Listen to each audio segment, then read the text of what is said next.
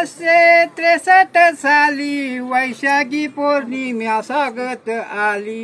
लुंबिनी वनात शाल वृक्षाखाली राणी महामाया प्रस्तुत झाली. जुबाळा झुरे जू राणी महामाया प्रस्तुत झाली. जुबाळा झुरे जू पिता सिद्धोधन मायावतीला आनंद झाला. प्रजापतीला शाक्य कुळाचा उद्धार झाला. कळाली वार्ता शीख मुनीला.